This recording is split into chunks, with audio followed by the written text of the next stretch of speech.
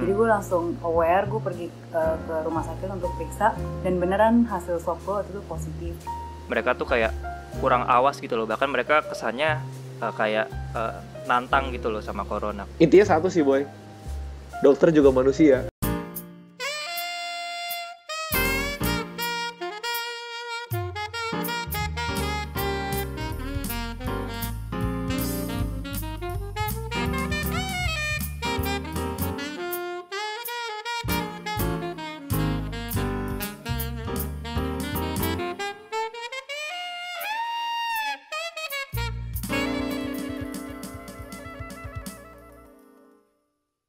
Oke, kembali lagi. Selamat datang di Dokpot bersama gue Dr. Boy dan teman gue Dr. Riyandi.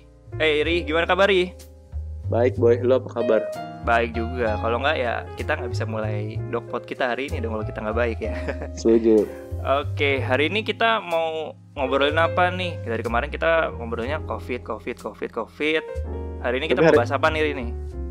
COVID lagi masih COVID lagi ya. Oke lah, hajar kita terus COVID ya. COVID. Tapi kan kemarin kan ngomongin dokter itu kan pejuang COVID yang di rumah sakit isolasi. Sama dokter Riko kemarin. Iya, sama dokter Riko. Kita udah ngomongin obrolan corona tentang masalah corona di Indonesia.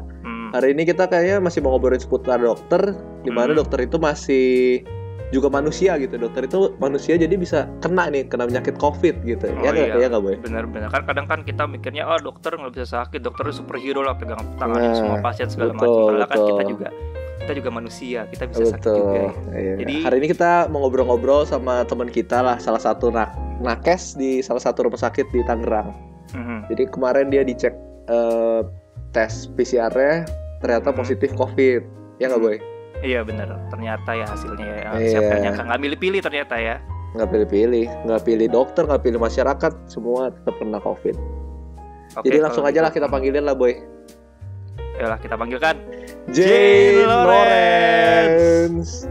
Hai semuanya, hai boy, halo, hai Randy, hai halo. Semuanya. Hai Jane, gimana kabar Jane? Apa kabar Jane? Kabar baik, sekarang di rumah lagi menunggu giliran kerja minggu depan. Jadi belum kerja nih Jane sekarang? Belum. Ya, soalnya kan kemarin, jadi buat kalian yang nggak tahu, jadi kemarin tuh aku sempat dirawat, jadi aku sempat positif COVID-19, jadi aku sempat dirawat 32 hari, habis itu aku menjalani isolasi mandiri juga di rumah 14 hari dan semuanya udah aku lewatin, jadi sekarang lagi tunggu untuk masuk kerja lagi seperti normal. Oke. Itu kapan lu Jen kena COVID? Maksudnya kapan lu taunya gitu? Iya, jadi sebenarnya itu waktu, kalau tanggalnya spesifik itu 16 April sih. Jadi waktu itu gue kebetulan lagi nggak shift, kayak udah lagi libur. Terus pas tiba-tiba tuh gue kayak kok ngerasa meriang, terus kayak awalnya tuh sakit tenggorokan dulu dikit, terus habis itu rada-rada batuk gitu. Sebenarnya sih kayak batuk pilek kita biasa ya, cuman karena gue tahu posisi gue itu tenaga medis, kayak gue kan dokter di IGD, jadi karena gue tuh risiko tinggi ya, gue langsung curiga lah kayak wah kayaknya gue bisa COVID nih gitu. Jadi gue langsung aware, gue pergi ke rumah sakit untuk periksa, dan beneran hasil swab gue waktu itu positif gitu. Jadi ya gue langsung dirawat. Itu lu langsung swab, nggak pakai rapid test dulu Jen, apa gimana? Enggak, jadi kayak awalnya tuh pas hari pertama gue sakit, gue pergi ke rumah sakit, terus gue pertama cek darah dulu, cek tonsil sama cek rapid, dan semuanya tuh normal.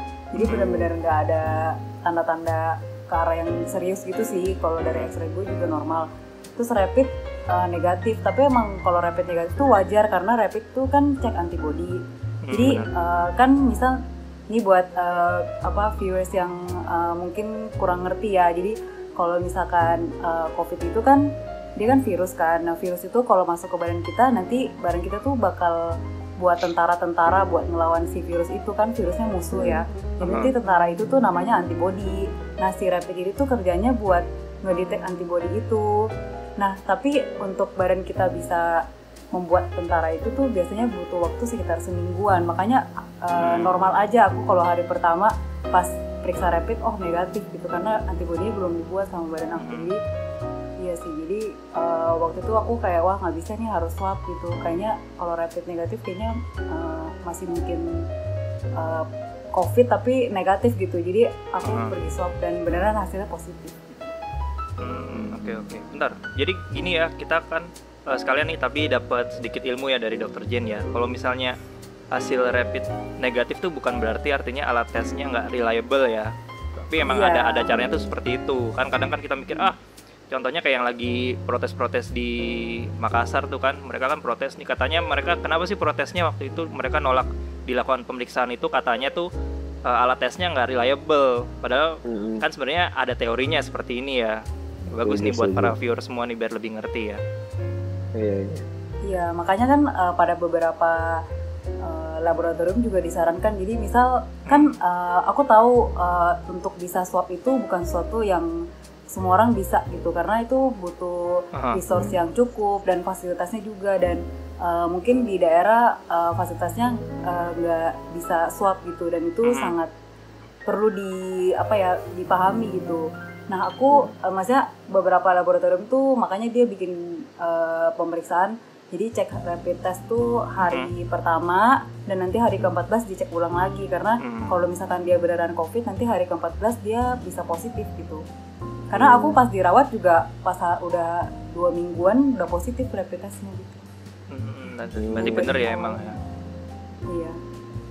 Jen, terus gimana nih Jen? Kan lu selama ini kan ngobatin pasien-pasien di rumah sakit gitu kan, ketemu pasien COVID, ketemu pasien-pasien yang lain, tapi sekarang lu yang diisolasi gitu. Rasanya gimana Jen? Pas pertama tahu sih, sebenarnya tuh ya pas pertama tahu sih, kalau untuk aku sendiri sih sebenarnya kayak enggak lah, pasti bisa sembuh lah gitu. Karena kayak kan kita kan lihat dari yang udah kejadian COVID yang udah ada ya, kayak 80-90% tuh sebenarnya kejadian itu adalah ringan gitu. Aku nggak bilang semuanya tuh ringan, tapi cuma 10% yang berat gitu. Jadi aku kayak oh ya udah, aku bisa lah surat ini. Tapi pas menjalaninya itu banyak banget tantangan mental gitu, yang kayak itu misal contoh ya, satu yang tadi Riyandi udah sebut kan, kayak biasanya tuh kan kayak aku yang jadi dokter yang ngerawat orang, tapi kayak kok sekarang jadi kebalik, kayak jadinya orang yang ngejagain gua gitu. Kayak itu bener-bener feeling yang aneh menurutku, apalagi mengingat di saat-saat ini kan kayak lagi pandemi. Kayak aku lihat temen-temen aku kayak si Boy, kayak Riyandi juga kayak perawat orang lain, malah aku yang dirawat gitu, dan itu menurut aku sangat aneh gitu. Tapi ya aku belajar ya udah harus menerima ini, kayak soalnya ya gimana ya, pokoknya kalau aku pikirin terus masih fokus pada kegagalan aku, ya aku nggak bakal bisa sembuh gitu, karena stres itu sangat pengaruh sama proses kesembuhan kita kan. Jadi ya gak fokus hal-hal yang membuat bahagia aja. Di ruang isolasi stressful Jen? Beda gitu kayak basal biasa atau gimana? Ada orang-orang temen-temennya juga yang COVID ngobrol-ngobrol gitu, atau sendiri aja gitu? Oh beda banget sih. Kalau kayak biasanya kan kita dirawat kayak malah kadang-kadang seneng juga lah, misal kita dirawat nih di rumah sakit, kayak ada temen datang, bahkan mungkin pacar bisa bawain bunga bawain coklat, bawain apa kan, kayak kita jadi seneng ya diperhatiin sama orang.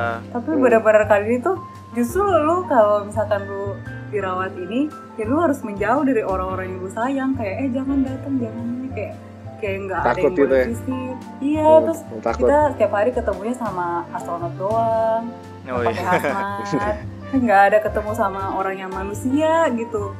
Terus ya sehari-hari ya udah di dalam kamar aja. Bisa sih keluar pakai masker, tapi ya takut juga sih keluar nanti malah kena virus lagi. Keluarin orang lagi. Iya.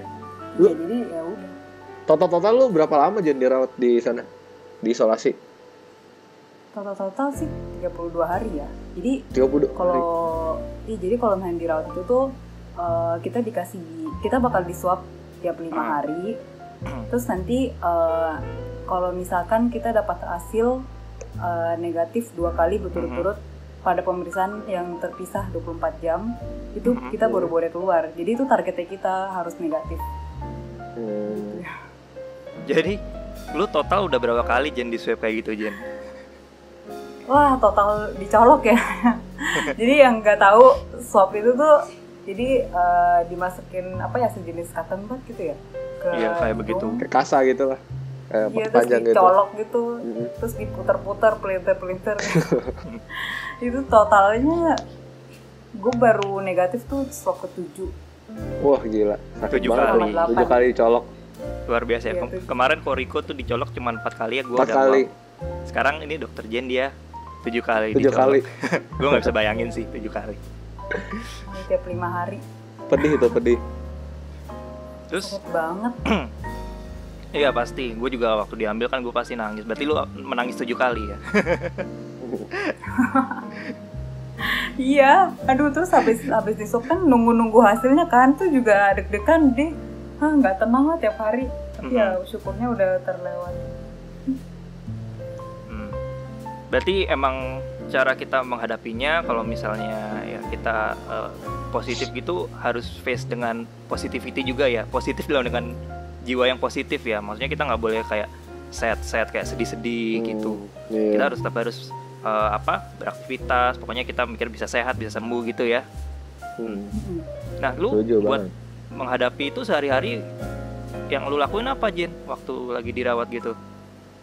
Berdoa biasanya. Iya, jadi Oh, itu iya, harus. jadi jadi kalau misalkan pas awal tuh kan kayak tadi kan aku udah bilang kan, awal tuh kayak berasa itu biasa aja, kayak bahkan pas awal-awal tuh kan ada dokter aku kenal, dia bilang sama aku kayak Kak, di sini hati-hati ya, soalnya kayak di sini tuh pasien lain pada depresi, kayak kakak harus cari kegiatan biar kakak tuh nggak sedih. So, kayak apaan sih? Kayak soalnya aku tuh, maksudnya mungkin banyak orang juga bisa maksudnya kalau denger ini pasti kayak depresi apaan sih, kayak gue nggak pernah depresi gitu ya. Itu gue kayak gitu, kayak apaan sih, emang bisa sampai depresi gitu, kayak soalnya gue nggak pernah, kayak gue generally kayak happy person gitu, gue nggak pernah sampai kayak mental breakdown gitu, kayak misalnya ada masalah juga ya udah pasti bisa gitu kan, nggak usah terlalu dibawa gimana. Tapi beneran pas minggu kedua udah masuk 2-3, itu udah mulai kayak wah ini mah kayaknya gue nggak bakal keluar lah dari sini, kayak selamanya gue udah kependam di sini, nggak bisa lihat matahari, aduh kayak udah pusing lah, kayak bahkan nonton aja Netflix udah nggak mau Netflix. Minggu ketiga tuh udah stop, karena bener-bener itu nggak mau. sehari-hari lu begitu terus ya? Iya, jadi ya sehari itu paling video call, terus nonton, main game, baca buku, gitu-gitu doang. Tapi hibur diri sendiri lah berarti. Iya, berusaha menghabiskan waktu. Tapi ya gitu sih, itu bener-bener maksudnya gue bener-bener merasa kayak itu pertarungan mental sih, kayak gimana lu kayak menuju gila tapi kayak lu harus kayak nahan diri, kayak enggak kayak gue masih normal, kayak gue harus bisa gitu, kayak gitu sih. Jadi menurut aku kalau misal ada maksudnya kalian ada yang kayak kenal orang yang sedang kena COVID atau bahkan yang lagi dalam proses isolasi gitu, ya aku rasa sih cari support sih, karena menurut aku maksudnya kita emang manusia itu makhluk sosial, jadi benar-benar nggak bisa gitu. Maksudnya bentuk support apapun lah, misal kamu punya teman ya kasih dia apa kek, barang kek, atau kasih dia kata-kata suportif kek gitu, karena dan jangan di stigma ya, karena betul stigma itu penjahat banget tuh stigma. Gawat sih stigma. Iya. Apalagi kita ya kita di Indonesia masih ini banget sama stigma ya kalau orang kena corona. Karena mereka yang menjalani itu pun udah punya banyak pertarungan mental di dalam hatinya dia. Jadi dengan lu menambah corona gitu, menjauh dari gue gitu, jangan jadi temen gue, itu bukan membantu orang lain gitu, malah kayak kayak bikin sedih aja gitu, bikin tambah dia kepikiran gitu. Iya, malah dia jadi kayak merasa dijauhi gitu. Aduh kok gue hina banget ya sampai kena ini, teman-teman gue nggak mau deket. Ya akhirnya malah prosesnya akan jadi lebih panjang ya kan. Lama buat sembuh juga kan. Jadi karena mentalnya terganggu juga kan. Benar. Apalagi sebulan di kamar isolasi gitu kan, nggak ada siapa-siapa, bosan banget. Dan di saat-saat tulisan kayak gini tuh menurut aku justru instead of kita memusuhi orang ya harusnya kita merangkul satu sama lain sih, karena mau sakit atau enggak ya apa ya, kita udah kasihan gitu, semua orang tuh udah banyak masalah masing-masing, jadi kayak sedih aja sih kalau kayak aku dengar. Soalnya kemarin aku bahkan ada dapat DM dari orang bahkan tanya kayak, kakak kok bisa sih, gimana kakak menghadapi perkataan orang yang mengatai kita sampah yang kena COVID. Aku lihat pertanyaan gitu aja aku sedih banget, kayak oh berarti dia sedang mengalami nih, dan dia mungkin sempat dikatain sampah sama orang sekitarnya, dan itu kasihan lah gitu, kamu nggak tahu di belakang itu dia ada mengalami banyak permasalahan gitu. Iya benar-benar. Iya benar. Padahal kan kalau orang COVID kan bukan mereka yang mau kan. Maksudnya ya mereka kena gitu, kena aja kan. Kayak lu di IGD nggak tahu tiba-tiba kena gitu kan, bukan lu yang mau kena COVID kan. Tapi kenapa bisa dibilang sampah coba? Iya, kayak aku rasa mungkin orang lupa ya, mungkin kesannya nih karena sering lihat berita, oh ini kayak penyakit kusta gitu, kayak ini kayak seperti kusta gitu. Padahal ini tuh pandemi kan, itu kita sedang pandemi, jadi kayak semua orang tuh bisa kena, itu tuh udah di semua tempat di seluruh dunia. Jadi kalau kamu kena, ya bisa aja juga dia kena gitu. Jadi kayak benar-benar gak ada perbedaan sih, semua orang mau kaya miskin, mau gendut, mau kurus, mau sehat dan ataupun sakit, ya semuanya bisa kena. Iya, ini penyakit transparan ya, bisa kena semua ya. Iya. Even kita udah pakai APD pun ya, kalau gue suka nyebut begini, gue suka pakai perumpamaan. Jadi kalau misalnya kita udah pakai APD dan segala macam, itu ibaratnya kita nyeberang jalan itu kita lihat kanan kiri. Jadi ada resiko ketabrak nggak ya, masih ada, tapi kan kita memperkecil resikonya dibanding kita mau nyeberang jalan nggak lihat kanan kiri. Betul. Tapi kan lu harus ingat, tapi kan ingat lagi boy, infeksi penularan terbesar di ruang ganti APD. Oh iya, betul begitu ya. Iya. Ternyata ya. Tetap ada di situ. Jen, gue pengen nanya, kan lu udah ketahuan kan nih kalau lu ternyata positif. Nah, selama itu lu apakah lu cerita-cerita ke orang lain, kayak misalnya kalau nggak tahu sih gue ya, tapi menurut gue kayaknya lu pasti cerita ke keluarga ya, tapi nggak tahu juga, atau misalnya ke teman-teman dekat lu atau ke siapa, gimana Jen? Iya, waktu gue kena itu ya gue langsung kasih tahu ke teman dekat, kasih tahu ke keluarga. Bener-bener teman dekat doang sih, karena kayak aku nggak bisa, maksudnya aku bisa ngomong kayak gini sekarang karena aku udah sehat gitu, tapi waktu itu kayak aku antara kayak apa ya, shock dan belajar untuk menerima keadaan ini. Jadi aku butuh waktu buat sendiri gitu. Jadi waktu itu aku cuma cerita bener-bener teman dekat doang sih dan keluarga, dan mereka khawatir banget. Makanya tuh aku bilang kayak ya itu, makanya aku akan ngomong ini berkali-kali, karena kalau ada orang yang kena COVID, kayak kalau dia nggak mau ngomong atau kayak mungkin kamu tahu gitu, ya udah nggak usah di kayak usik-usik gitu, kayak kayak dia pasti kena COVID ya, dia kena COVID jadi gitu. Kayak udah biarin aja, karena menurut aku mereka tuh udah banyak banget mengalami beban gitu. Mereka harus berusaha kuat untuk diri mereka harus berusaha menghibur keluarga mereka juga, karena kan keluarga mereka khawatir ya, jadi mereka juga harus berusaha hibur. Jadi apa ya udah kayak anggap aja nih seperti bukan urusan lo gitu. Iya betul. Kadang kalau misalnya kita cerita malah ke secara general gitu, langsung itu ya apa sih stigma itu ya, atau ada perasaan kayak kenapa sih orang kayak pengen tahu banget sih gue sakit gitu atau apa sih gitu. Kadang kayak padahal nggak ada gunanya juga kan, cuma tahu kena gitu, sakit gitu kan, tapi kalau nggak suportif percuma. Iya, apa gunanya kan? Sebenarnya tujuannya kan lu mencari support kan, suportif kan. Iya makanya. Lu dari kemarin kena COVID ini gimana Jen? Lu ada hal positif apa yang lu dapet? Maksudnya kan kena COVID bukan suatu hal yang positif, tapi pasti ada hikmahnya dong dari semua ini, dari lu diisolasi, kena COVID dan lain-lain gitu. Positif ya. Kalau gue sih hikmahnya gitu. Mungkin ini kayak hal yang klise banget ya, tapi benar-benar jadi bersyukur banget sih sama kayak hal-hal kecil yang biasanya kita kayak apa sih gitu doang gitu. Kayak misal contohnya ya kayak jadi gue tinggal sekarang kan gue anak kosan nih karena gue anak rantau. Kosan gue tuh punya jendela yang gede banget nih, ini jendelanya. Terus sebelum gue dirawat, gue udah tinggal sini 2 tahun dan gue nggak pernah buka jendela ini, bener-bener nggak pernah. Kayak gue tuh pulang ya nyalain AC, terus nyalain lampu udah selesai, nggak pernah buka sama sekali. Terus sekarang aktivitas gue setiap pagi bangun langsung buka jendela terus ke tempat tidur lagi, kayak bener-bener otomatis luar buka jendela. Iya, soalnya kayak mungkin kelamaan di rumah sakit ya di ruangan yang nggak ada jendela, jadi kayak banget ini benar-benar berharga banget, benar-benar berharga. Akhirnya lu menghargai sang jendela itu ya? Iya, jadi itu sih sama pas karena aku udah sharing kan di Instagram tentang cerita gue juga, jadi gue tuh banyak dapat DM gitu sih, yang gue tuh pengen banget apresiasi sama gue jadi nggak tahu sejak kena ini gue jadi apresiasi sama orang-orang yang punya pekerjaan di lingkungan risiko tinggi, contohnya satpam.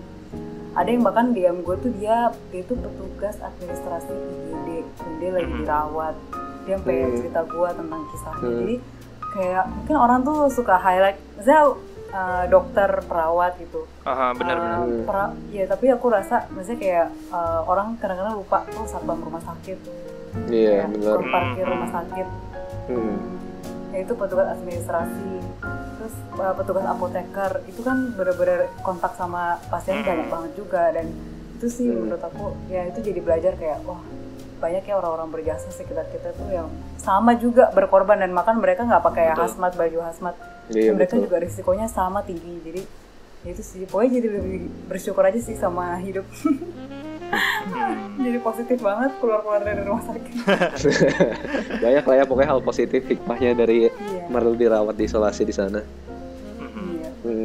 Terus nih Jen, kan kalau misalnya kita lihat di TV di berita gitu ya, sebenarnya masih banyak sekali nih orang-orang yang mereka tuh kayak kurang awas gitu loh, bahkan mereka kesannya kayak nantang gitu loh sama corona. Kayak apa sih corona, kan cuman batuk pilek doang, gue nggak kenapa-napa kena corona.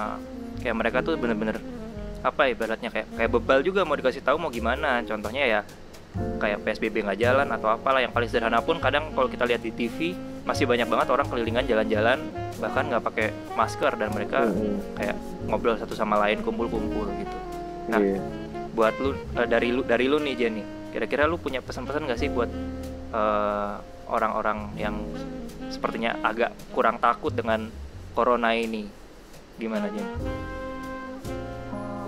Kalau aku sih, kalau misalkan ya orang-orang yang memilih untuk tidak menaati itu, yang orang tuh mesti ingat, kayak gue tuh punya prinsip dalam hidup, apapun yang kita lakukan, menurut gue itu kayak nggak apa-apa. Kalau misalkan emang itu buat lu happy, ya lu lakuin aja, asalkan nggak merugikan orang lain.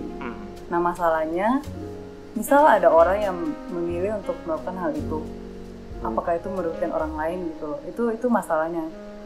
Misal kita aja ya sebagai dokter ya, kita lihat kayak masyarakat tuh kayak mereka kayak nggak pakai masker gitu. Kenapa sih kita kayak menggebu-gebu banget kayak kok bisa ya tuh orang kumpul-kumpul pakai masker? Karena nanti pada saatnya kita tahu mereka tuh bisa aja sakit dan mereka datang ke kita gitu. Jadi maksudnya kita memikirkan gitu kan, nggak sih, kita memikirkan orang lain gitu. Gimana kalau nanti orang tuanya kena? Gimana nanti kalau mereka komplikasi terus tiba-tiba nggak bisa gitu, mau ICU nggak ada ruangannya. Kita tuh mikirnya sampai ke sana kayak. Tapi sebenarnya kalau misalkan mereka memutuskan, maksudnya mereka melakukan itu dan ternyata itu cuman untuk efek ke dia aja, ya udah gitu.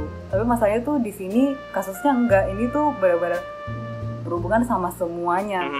Semua, kalau mereka ketidakdisiplinan mereka itu pasti akan berefek pada semuanya. Jadi kalau aku bisa kayak kasih mereka, misal ada yang denger ini dan mungkin dia merasa kurang disiplin atau apa, aku cuma mau bilang sih, ya nggak apa-apa sih kalau kamu rasa itu nggak merugikan kamu, tapi coba pikirkanlah buat orang lain gitu. Mungkin ada orang lain yang, misal kamu tuh bisa beli masker, mungkin ada orang lain yang dia mau pakai masker tapi dia nggak bisa beli masker. kenapa kamu nggak pakai masker buat dia gitu? Ya maksudnya kamu bawa penyakitnya, kamu kalau ketemu dia kamu nggak kena, dia nggak kena gitu, walaupun dia nggak pakai masker. Ya sih, jadi benar-benar ya prinsipnya lakukan buat orang lain lah gitu, kayak karena apa yang kamu lakukan itu seperti domino, kalau yang kamu nggak bikin nanti orang bisa kena gitu.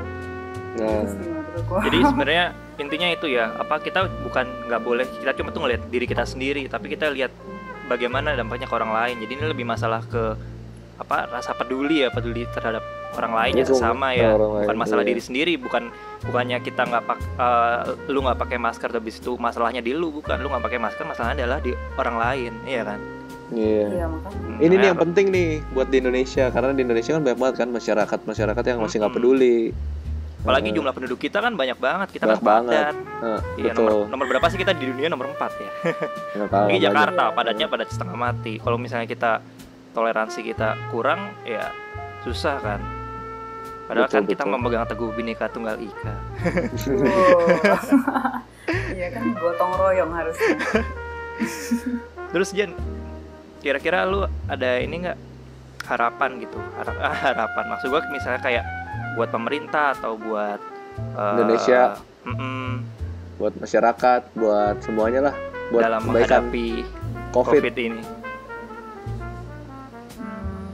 Harapan apa ya? Kalau harapan sih ya susah ya, soalnya ini tuh menurut gua COVID ini tuh benar-benar emang harus diselesaikan itu benar-benar dari berbagai layer sih. Kayak sering kali kan kayak kita dengar sebenarnya frontline itu tuh bukan dokter-dokter, bukan perawat, tapi masyarakat. Oh ya betul. Iya, betul. Karena apa ya ibaratnya kalaupun kita udah berusaha kerja, kayak misal si dokter Boy atau dokter Yadi kayak udah shift susah, udah pakai APD lengkap, tapi kalau masyarakatnya tetap kayak gitu, terus misal pemerintah udah bikin aturan lalu nggak ngikutin gitu, ya sama aja sih, nggak akan selesai. Menurutku harus benar-benar kerjasama sih sama lain, dari pemerintah, dari masyarakat, dan dari tenaga medisnya gitu. Jadi tapi nggak terserah kan Jen? Hah? Nggak Indonesia terserah kan? Ya sebenarnya tuh ya kan gue kan belum balik ya, jadi gue belum tahu sih keadaan lapangan tuh sekarang gimana ya. Tapi ya kalau misalnya mengikuti spirit terakhir gue kerja 2 bulan lalu, belum terserah sih, nggak tahu nanti kalau udah lihat lapangan gimana. Jadi intinya sebenarnya ini ya, kalau misalnya memang udah ada aturan yang dibuat tuh pasti kan pemerintah sudah dengan mempertimbangkan segala sesuatunya ya. Ya kita ikuti kayak gitu. Yang penting sih sebenarnya benar kata Dokter Jen tadi, kita balik lagi ke orangnya masing-masing ya. Mau aturan mau dibuat seperti apapun, kalau misalnya kitanya yang kolot, kita yang langgar, ya akan susah juga balik-balik lagi ya. Itu penting tuh buat orang-orang di luar sana tuh yang masih bandel, jalan-jalan kayak berkepentingan, keluar rumah nggak pakai masker. Kalau lu masih gitu nggak nih? Enggak lah, gue pakai masker gue kemana-mana. Oke deh. Jen, sama satu lagi nih, gue mau nanya Jen, maksudnya kan kemarin lu udah dirawat nih sebagai pasien COVID gitu kan? Padahal kan lu dokter, lu dirawat sebagai pasien COVID, itu buat lu takut nggak? Maksudnya buat lu ke rumah sakit, buat ketemu pasien COVID lagi, lu ada ketakutan tersendiri gitu, apa tetap biasa aja gitu? Ini tuh banyak banget sih gue ditanyain, bener-bener kayak udah 10 kali gue ditanya, lu takut gak sih? Kayak lu siap minggu depan kerja lagi gitu, lu lagi gitu. Iya itu. Nah itu ya anehnya ya, gue nggak rasa takut sih, kayak gue biasa aja sih, kayak semua orang kayak kalau gue dulu kayak gue nggak mau sih masuk lagi, kayak trauma gitu. Nggak tahu, gue biasa aja sih, karena kayak to be honest, gue malah sekarang lebih, mungkin kalau gue ketemu pasien COVID atau suspek COVID atau terkait apapun dengan COVID, gue kan lebih empati sih yang pasti, karena kayak gue udah merasakan itu, dan gue malah kayak kasihan ya, kayak lebih kayak ada soft spot gitu, kayak gue jadi kayak gitu, kayak lebih apa ya, lebih gampang tersentuh kali ya. Ini ada empati lah gitu. Jadi kayak ya, dan gue tahu jadi gini ya, semuanya aku tuh satu ke tempat kerja sama si Aboy. Wah, terbongkar. Jadi maksudnya aku tahu kayak teman-teman aku, maksudnya Aboy dan teman-teman aku yang lain tuh mereka juga capek gitu, mereka kayak udah berusaha semampu mereka. Jadi kayak aku kayak oh ya udah, kayak ya aku udah sembuh, udah bisa bantu ya. Ya aku bantu lah ya. Terima kasih loh Jen. Ya, oke deh kalau gitu nih, kita sudah sebentar lagi menyentuh angka 30 menit ya. Emang kita tuh kalau bikin podcast tuh terlalu asik, terlalu seru, susah kita mau batasin waktu juga, tapi nggak apa-apa. Banyak pesan-pesan yang bisa kita dapat dari Dr. Jen ya, tadi juga udah dapat ilmunya dan ya banyak lah pengalamannya lah. Ya, pengalamannya, hal-hal positif yang bisa kita ambil. Intinya satu sih Boy, dokter juga manusia. Oh iya, dokter juga manusia. Aduh, gue pengen nyanyi tapi enggak deh. Oke deh kalau gitu, Dr. Jen terima kasih banyak sudah mau kita ajak ngobrol-ngobrol di Dokpot ya. Sampai kita ketemu lagi waktu lu udah Jen. masuk ya. Iya. Thank you Jen. Okay, guys. Thank you banget ya Jen. Bye. Stay safe. Thank you Jen. Thank you, stay safe juga. Oke, Riyandi sudah sampai di penghujung sekarang kita. Lagi-lagi kita podcastnya panjang, Ri. Bagaimana berapa ini? menit nih? 31 menit loh ini udah. 31 menit ya, oke lah. Kalau begitu tanpa panjang lebar lagi, gua tutup aja. Sampai bertemu di topik Dokpot berikutnya. Stay tuned. Bye.